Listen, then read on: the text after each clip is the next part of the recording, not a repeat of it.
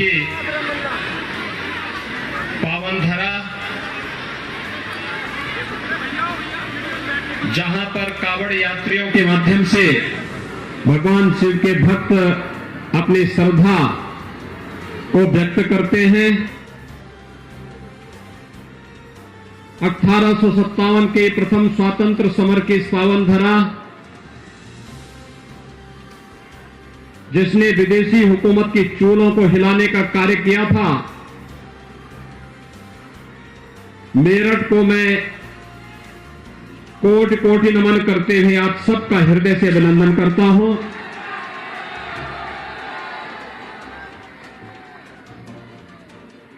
(1857) में देश ने प्रथम स्वातंत्र समर लड़ा था, लेकिन मेरठ के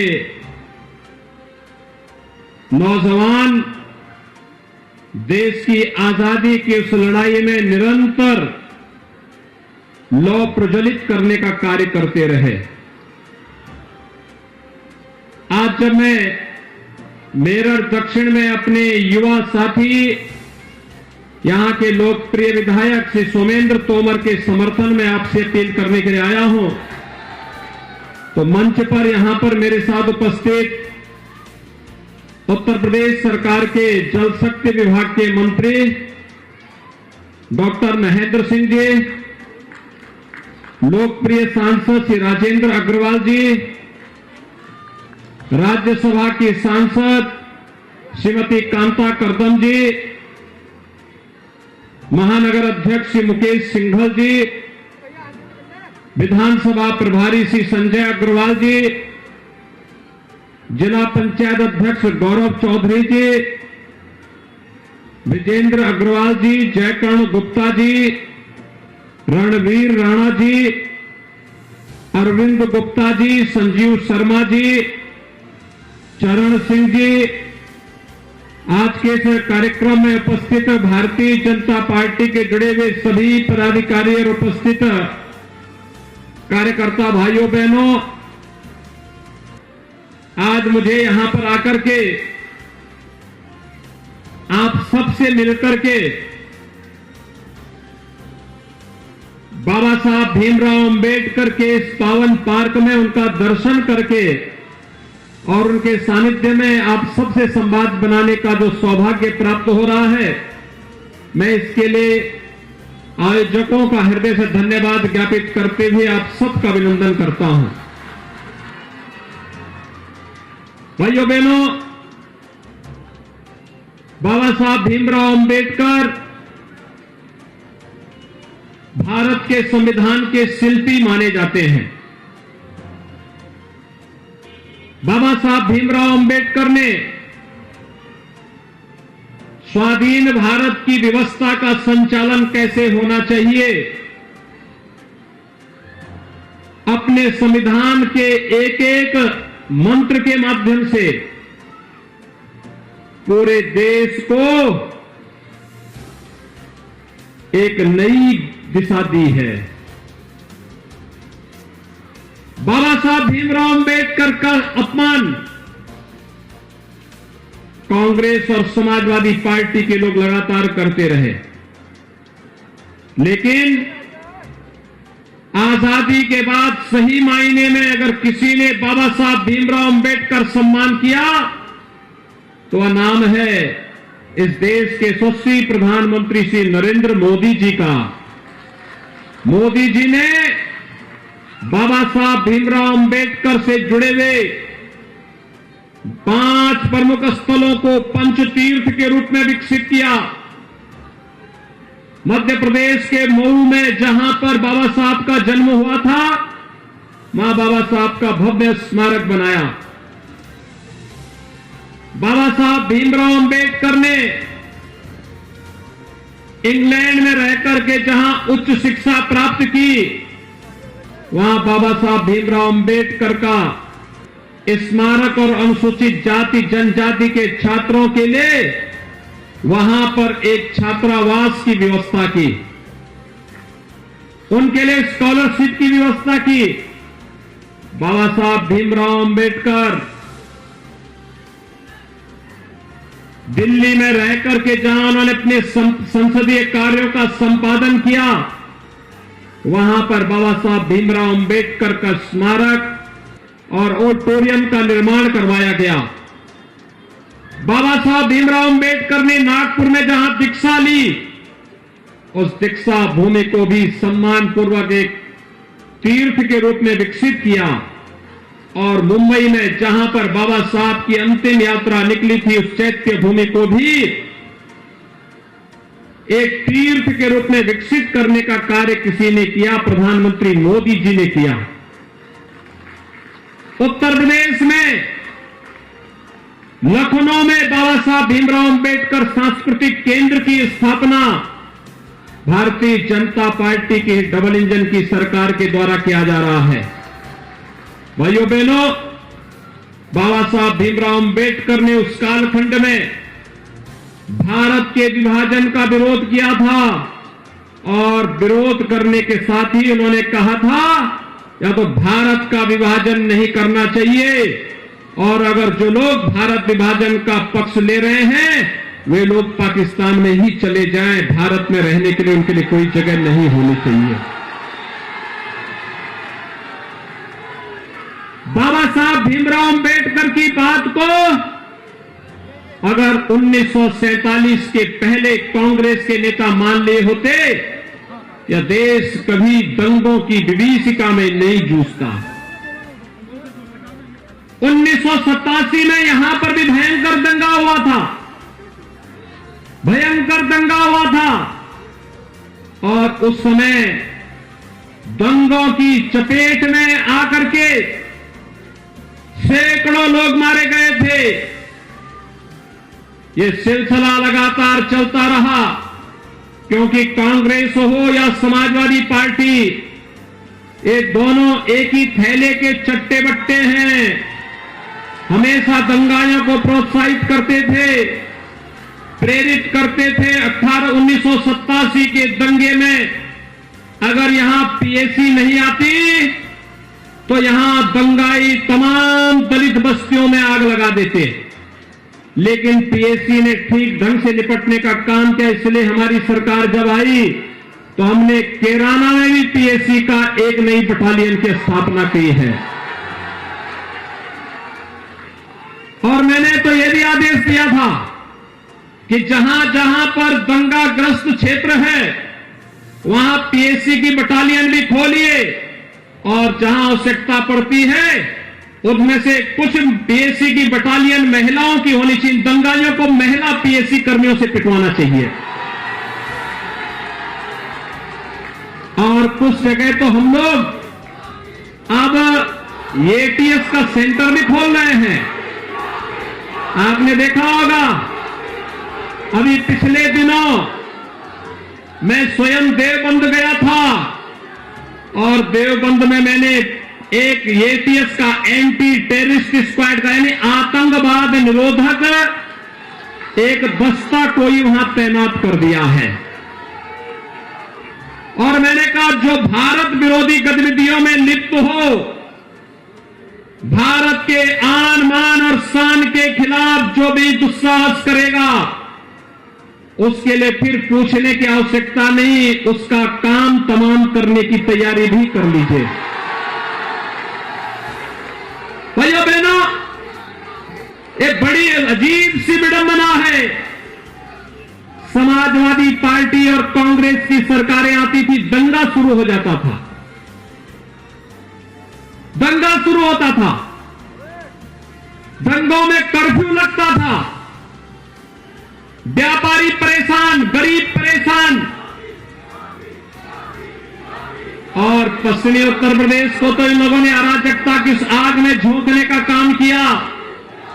कैसी शरारत इन्होंने की। भाइयों बहनों, ये किसी से छुपा हुआ नहीं, कैसी शरारत करते थे। कैराना में व्यापारियों का पलायन कराया, बेटियों को स्कूल जाने से वंचित किया।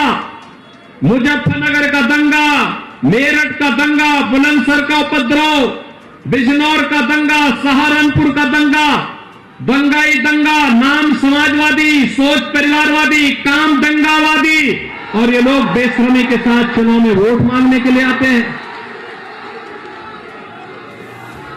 ये लोग फिर से चुनाव में वोट मांगने के लिए भी आते हैं। 5 साल में कोई दंगा हुआ? दंगों के नाम पे कहीं कर्फ्यू लगा? आज कर्फ्यू नहीं लगता है, आज तो कावड़ यात्रा निकलती है। कावड़ यात्रा देखी ना? कावड़ यात्रा पिछली सरकार क्यों नहीं निकालती थी? उनको लगता था कि कहीं वोट बैंक उनका खिसक न जाए। मुझे भी जब मैं मुख्यमंत्री बनाया गया तो मुझे भी बताया गया कि कावड़ यात्रा, मैंने कहा कावड़ यात्रा क्यों नहीं निकलेगी? कहा कावड़ यात्रा निकलेंगे, कुछ लोग नाराज होंगे। हमने कहा नाराज हो, लेकिन कावड़ यात्रा निकलेगी। फिर लोगों ने कहा बवाल हो जाएगा। मैंने कहा जिसको अपनी संपत्ति का मोह नहीं, क्योंकि अगर बवाल करेंगे तो संपत्ति जब्त भी करेंगे, अराजकता फैलाएंगे, दंगा करेंगे तो बुलडोजर भी चलेगा। आज देखा होगा प्रदेश में कानून का राज है, हर बेटी स्कूल जा रही है। 5 साल पहले की स्थिति क्या थी? भाइयों बहनों, हम लोगों ने 2017 में कहा था हर बेटी को सुरक्षा देंगे, हर किसान का मान बढ़ाएंगे, सबका साथ, सबके विकास की भावना के साथ कार्य करेंगे। हर कार्य किया। आज मुझे प्रसन्नता होती है, आज जब 5 साल के अपने कार्यकाल के दौरान जनता जनार्दन से मैं अपने विधायकों के लिए और अपने प्रत्याशियों के लिए वोट मांगने के लिए आ रहा हूं, आज मुझे प्रसन्नता होती है कि हमने प्रदेश की बेटियों को एक सुरक्षा का माहौल दिया है। हमने सुरक्षा का माहौल दिया है। हमने हर श्रद्धालु के मान को बढ़ाया है। कांवड़ यात्रा निकाली है, जन्माष्टमी के आयोजन हो सकते हैं, शिवरात्रि हो या नवरात्रि, लक्ष्मी पूजा हो या दुर्गा पूजा, हर कार्यक्रम को कुशलतापूर्वक संपन्न कर सकते हैं। कोई रोक नहीं, कोई विवाद नहीं। हाँ, सबको सम्मान, सबको सुरक्षा। कोरोना कालखंड में तो भाइयों बहनों आपने देखा होगा, कोरोना कालखंड में फ्री में टेस्ट, फ्री में उपचार, फ्री में वैक्सीन। कितने लोगों ने वैक्सीन लिया है? वैक्सीन कितने लोगों ने ले लिया? वैक्सीन सबने ले लिया। एक कोरोना का टीका लगाया है ना, तो हाथ खड़ा करने में क्या दिक्कत आ रही है? कितने लोगों ने इधर, कितने लोगों ने वैक्सीन लिया है? ये वैक्सीन ही सुरक्षा कवच है। वैक्सीन उत्तर प्रदेश में 100% लोगों ने पहली वैक्सीन ले ली है और 75% लोगों ने दूसरी डोज भी ले ली है। मैंने कहा था ना चुनाव 80-20 का होगा, यही 80 बीजेपी के पास आ रहा है। जो लोग वैक्सीन के बारे में गुमराह करते थे, ये वैक्सीन मोदी वैक्सीन है, ये वैक्सीन मोदी वैक्सीन है, नहीं लेंगे, वे झूठे साबित हुए ना। इसी वैक्सीन ने तो जान बचाई है। तीसरी वेव कब आई, कब चली गई, किसी को पता ही नहीं। जो हमारा संकट का साथी होगा वही हमारा साथी सच्चा होगा, बाकी तो अवसरवादी है। और भाइयों बहनों, मैं आप सबसे यही अपील करने के लिए आया हूं, अगर ये वैक्सीन आपकी जान बचा रहा है तो मानो मोदी जी ने 135 करोड़ लोगों की जान को देश के अंदर कोरोना महामारी में बचाया है। और हम सब मोदी जी के साथ खड़े हैं, ये संकल्प हमारा होना चाहिए। और जो लोग इस वैक्सीन के खिलाफ दुष्प्रचार कर रहे थे, उनके मुंह पर जोरदार तमाचा मारना चाहिए अब कि तुम जीवन के साथ खिलवाड़ कर रहे थे। पहले तो दंगों के कारण, कर्फ्यू के कारण लोगों को तबाह किया, दंगों में निर्दोष लोगों को मरवाया, और बाकी जो बचा कुचा था उसमें कोरोना से लोग मरवाना चाहते थे। लेकिन भाइयों बहनों, आज न कर्फ्यू से कोई तबाह होगा, न कोई कोरोना से पस्त होगा, क्योंकि मोदी जी जो हैं और प्रदेश में भारतीय जनता पार्टी की आपकी डबल इंजन की सरकार जो है। भाइयों बहनों, आपको राशन मिल रहा है कि नहीं मिल रहा है? डबल इंजन की सरकार है तो डबल डोज राशन की भी है महीने में। कितनी बार है? 2 बार। ये 2 बार क्या है? विक्ट्री का चिन्ह है। क्या ये लोग सपा के लोग और कांग्रेस के लोग देते थे क्या राशन? भाइयों बहनों, इनका राशन कैसे देते? ये विकास कैसे करवाते? ये लोग बिजली देते थे? समाजवादी पार्टी की सरकार के समय, लोक दल की सरकार के समय बिजली आती थी, वे बिजली नहीं देते थे, वे सड़क नहीं बनाते थे, वे उपचार की व्यवस्था नहीं करते थे, वे सुरक्षा भी नहीं देते थे, वे राशन भी नहीं देते थे।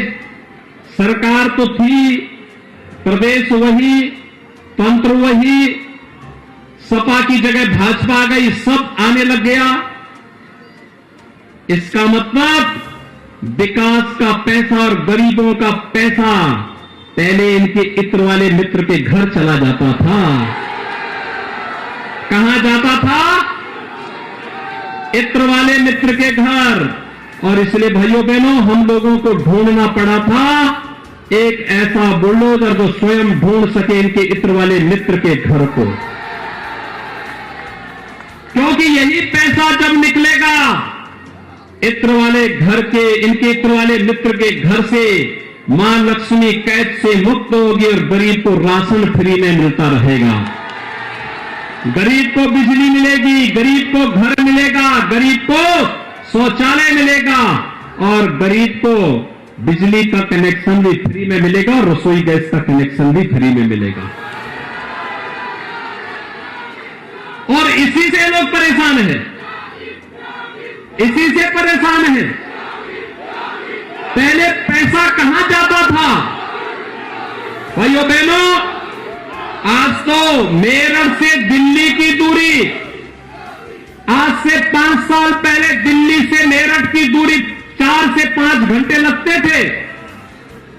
आज मात्र 40 मिनट में इस दूरी को आप तय कर सकते हैं। और अभी तो ये एक शुरुआत है, एक रैपिड रेल आ रही है, ऐसी स्पीड से चलेगी कि मात्र 40 मिनट में मेरठ में बैठे और मेरठ से 40 मिनट में दिल्ली। हमने यहां पे एक स्पोर्ट्स विश्वविद्यालय भी दिया है। ये सोमेंद्र तोमर और राजेंद्र अग्रवाल लगातार कहते थे ये विश्वविद्यालय मेरठ में ही बनना है, हमने मेरठ में दे दिया है। और भाइयों बहनों, गंगा एक्सप्रेसवे भी बन रही है मेरठ से प्रयागराज, मेरठ से प्रयागराज। आज आप जाएंगे तो अभी आपको समय लगेगा 17-18 घंटे। और भाइयों बहनों, जिस दिन गंगा एक्सप्रेसवे अगले 3 वर्ष के अंदर बनकर तैयार होगी, गंगा एक्सप्रेसवे में मेरठ से मात्र 6 घंटे में आप प्रयागराज पहुंच जाएंगे। मेरठ से ही मां गंगा जाती है और मां गंगा मेरठ से होकर के हिमालय से मां गंगा और यमुना एक साथ निकलती हैं। फिर संगम में जाकर के, प्रयागराज में जाकर के दोनों का मिलन होता है। और मेरठ का वासी जब प्रयागराज जाएगा, संगम में स्नान करेगा, अपना कार्य वहां संपन्न करने के बाद सुबह 6 बजे गए, 12 बजे वहां पहुंचे, 2 घंटे अपने कार्यों को रख करके फिर 2 बजे चले, शाम को 8 बजे वापस मेरठ अपने घर में।